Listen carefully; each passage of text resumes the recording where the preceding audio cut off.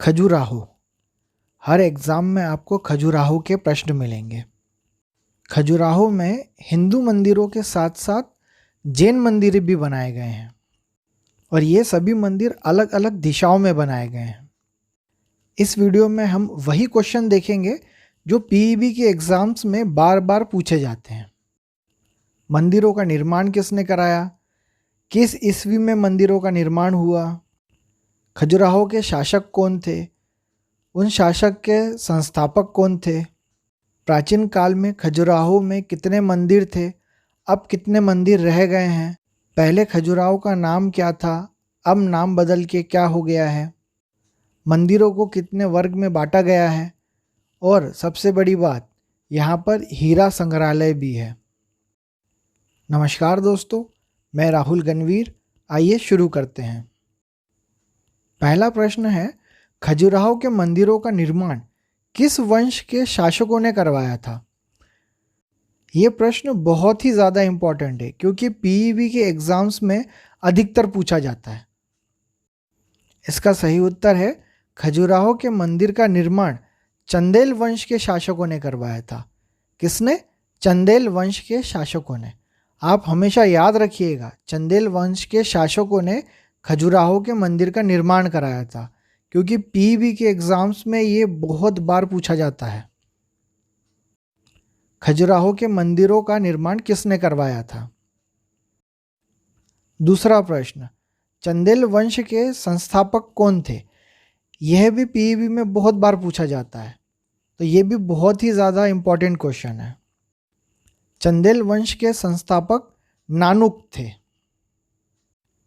पहले और दूसरे प्रश्न के आंसर को आप बिल्कुल रट लीजिएगा क्योंकि पीईबी का कौन सा भी एग्ज़ाम हो, चाहे वो क्लर्क का हो, स्टेनोग्राफर का हो, एमपीएसआई का हो या फिर जेल प्रहरी का हो, पीईबी के सभी एग्ज़ाम्स में ये दो क्वेश्चन बहुत पूछे जाते हैं। तीसरा प्रश्न है, खजुराहो के मंदिरों का निर्माण कब कराया गया था? इसका सही उत्तर है, खजुराहो के मंदिरों का निर्माण 950 से 1050 ईस्वी के बीच में करवाया गया था। चौथा प्रश्न, इस प्रश्न को पीईबी के एग्ज़ाम्स में कई प्रकार से पूछा जाता है। खजुराहो में कुल कितने मंदिरों को बनाया गया था? या खजुराहो में पहले कितने मंदिर थे? या खजुराहो में अब कितने मंदिर बचे हैं? या खजुराहो में अब मंदिरों की संख्या कितनी है? इस प्रश्न को तोड़ मड़ोड़ के किसी भी प्रकार से पूछा जा सकता है। तो खजुराहो में कुल 85 मंदिरों को बनाया गया था, जिनमें से आज केवल 25 ही बचे हैं। तो आप बिल्कुल याद रखना, कंफ्यूज मत होना, पहले 85 मंदिर थे और आज सिर्फ 25 ही बचे हैं। अगला प्रश्न है, खजुराहो के मंदिर कितने समूहों में वर्गीकृत है? इसका सही उत्तर है, खजुराहो के मंदिर 3 समूहों में वर्गीकृत है। यहाँ पे समूह मतलब दिशा, दिशाएं हैं पश्चिम, पूर्व और दक्षिण। उत्तर दिशा इसमें शामिल नहीं है।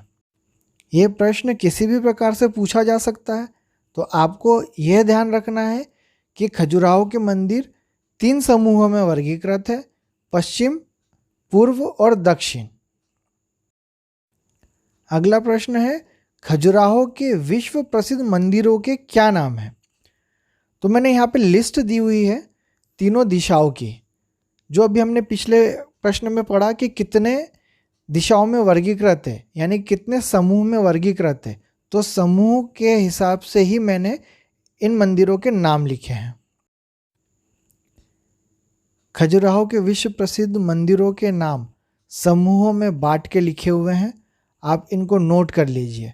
और सबसे इम्पॉर्टेंट बात यह है कि प्रश्न में हमेशा ऐसा पूछा जाता है कि लक्ष्मण मंदिर कहाँ पर स्थित है, पार्श्वनाथ मंदिर कहाँ पर स्थित है, 64 योगिनी मंदिर कहाँ स्थित है,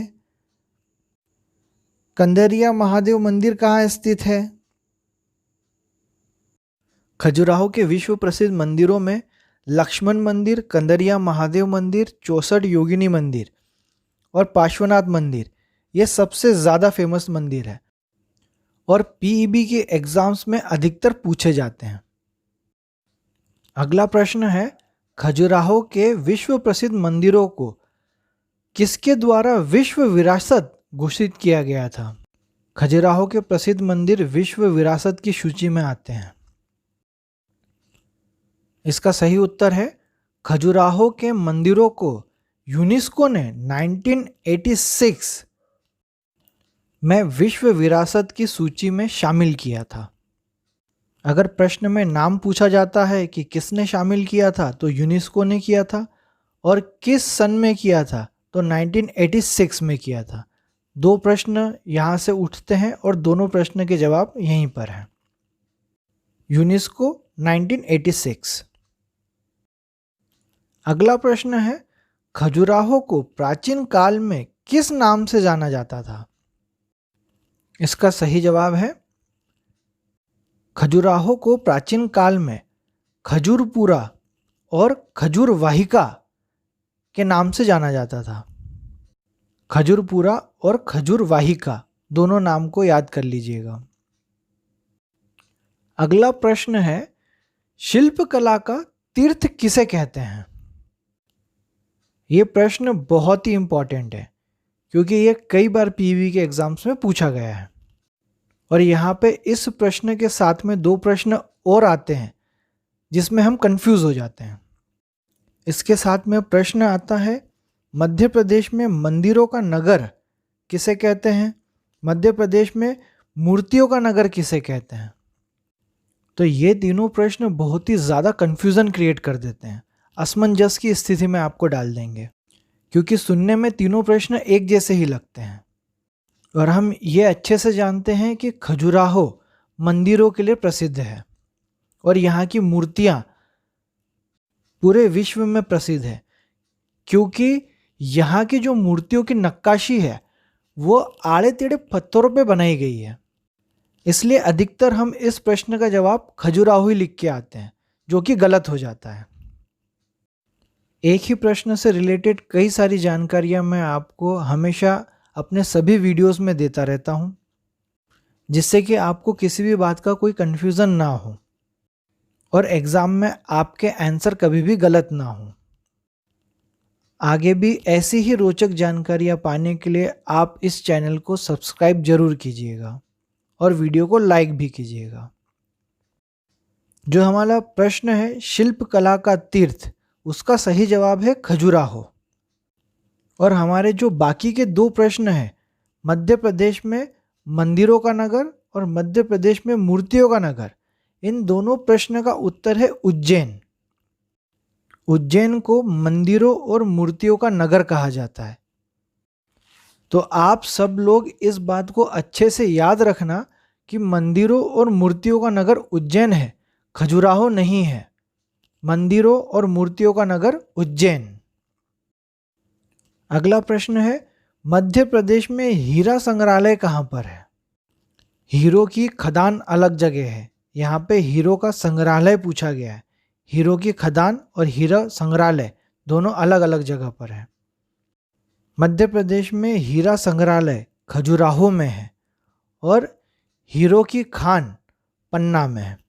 तो आप याद रखिएगा कि हीरो का संग्रहालय खजुराहो और हीरो की खान पन्ना।